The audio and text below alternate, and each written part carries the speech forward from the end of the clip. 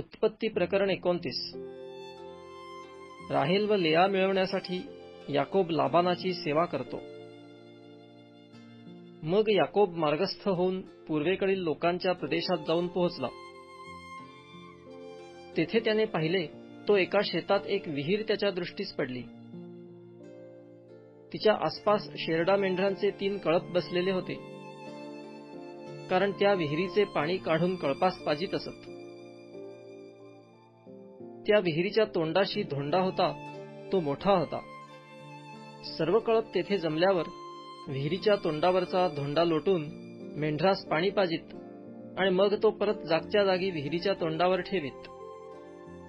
याकोब त्यास म्हणाला, माझ्या बांधवांनो, तुम्ही कोठले?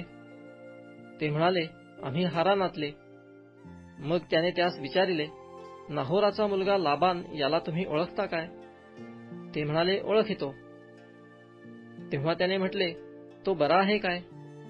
ते म्हणाले, बरा आहे. आणि ती पहा, त्याची मुलगी राहेल मेंढरे घेऊन इकडेच येत आहे. तो म्हणाला, पहा, अजून दिवस बराच आहे. जनावरे एकवट करण्याची वेळ झाली नाही, तर मेंढरास पाणी पाजा आणि चारावयास घेऊन जा. ते म्हणाले, तसे करता येत नाही. सर्व कळप एकवट झाल्यावर विहिरीच्या तोंडचा धोंडा लोटितात आणि मग आम्ही मेंढरास पाणी पाजीत असतो. तो त्यांच्याशी बोलत आहे इतक्यात राहेल बापाची मेंढरे घेऊन आली, कारण ती मेंढरे चारीत असे. याकोबाने आपला मामा लाबान याची मुलगी राहेल आणि आपला मामा लाबान याची मेंढरे पाहिली, तेव्हा त्याने जवळ जाऊन विहिरीच्या तोंडावरचा धोंडा लोटून आपला मामा लाबान याच्या मेंढरास पाणी पाजिले. मग याकोब राहेलीचे चुंबन घेऊन मोठ्याने रडला. याकोबाने राहेलीस सांगितले, मी तुझ्या बापाचा आप्त रिबकेचा मुलगा आहे. तेव्हा तिने धावत जाऊन आपल्या बापास हे कळविले. लाबानाने आपला भाचा याकोब आल्याचे वर्तमान ऐकले, तेव्हा तो धावून त्यास सामोरा गेला आणि त्यास आलिंगन देऊन त्याने त्याची चुंबने घेतली आणि त्याने त्याला आपल्या घरी नेले. मग त्याने लाबानास सर्व वृत्तांत कथन केला. तेव्हा लाबान त्यास म्हणाला, होय, तू खरोखर माझ्या हाडामांसाचा आहेस. याकोब त्याचपाशी महिनाभर राहिला. त्यानंतर लाबान त्यास म्हणाला, तू माझा आप्त म्हणून माझी चाकरी फुकट करावी की काय? तुझे वेतन काय ते मला सांग.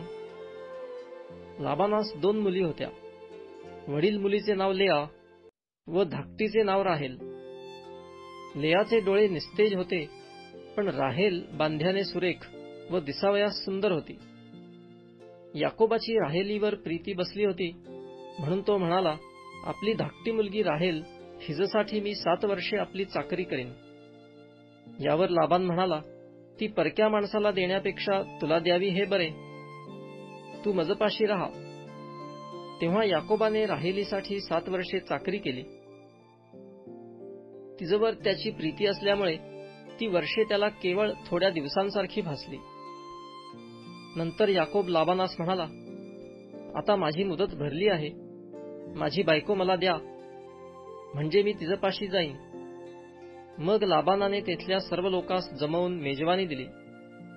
संध्याकाळी असे झाले की त्याने आपली मुलगी लेआ हिला त्याचकडे आणले. तेव्हा तो तिजपाशी गेला आणि लाबानाने आपली दासी जिल्पा ही आपली मुलगी लेआ हिची दासी म्हणून तिला दिली. सकाळ झाली तेव्हा पाहतो तो ती लेआ. मग तो लाबानास म्हणाला, आपण मजशी हे काय केले? मी राहेलीसाठी आपली चाकरी केली ना, मला का फसविले? त्यास लाबान म्हणाला, वडील मुलीच्या पूर्वी धाकटीला द्यावे अशी आमच्याकडे चाल नाही. हा सप्ताह पुरा होऊ दे, मग आम्ही तीही तुला देऊ. त्याबद्दल तुला आणखी 7 वर्षे माझी चाकरी करावी लागेल. याकोबाने तसे केले आणि तिचा सप्ताह पुरा केल्यावर त्याने त्याला आपली मुलगी राहेल बायको करून दिली. लाबानाने आपली दासी बिल्हा ही आपली मुलगी राहेल हिची दासी म्हणून तिला दिली. तो राहेलीपाशीही गेला. लेयापेक्षा राहेलीवर त्याची प्रीती अधिक होती, म्हणून त्याने आणखी 7 वर्षे त्याचपाशी राहून त्याची चाकरी केली. याकोबाची संतती. परमेश्वराने पाहिले की लेया नावडती आहे, म्हणून त्याने तिची कूस वाहती केली आणि राहेल वांझ राहिली. लेया गर्भवती होऊन तिला मुलगा झाला. त्याचे नाव तिने रऊबेन ठेविले. ती म्हणाली, परमेश्वराने माझ्या दुःखाकडे पाहिले आहे, कारण आता माझा नवरा माझ्यावर प्रीती करील. ती पुन्हा गर्भवती होऊन तिला मुलगा झाला. तेव्हा ती म्हणाली, मी नावडती आहे हे देवाने ऐकले, म्हणून त्याने मला हाही दिला. आणि तिने त्याचे नाव शिमोन ठेविले. ती पुन्हा गर्भवती होऊन तिला मुलगा झाला. तेव्हा ती म्हणाली, मला आता 3 मुलगे झाले, आता तरी माझा नवरा माझ्याशी मिळून राहील. म्हणून तिने त्याचे नाव लेवी ठेविले. ती पुन्हा गर्भवती होऊन तिला मुलगा झाला. तेव्हा ती म्हणाली, आता मी परमेश्वराचे स्तवन करीन. यावरून तिने त्याचे नाव यहुदा ठेविले. पुढे तिचे जनन थांबले.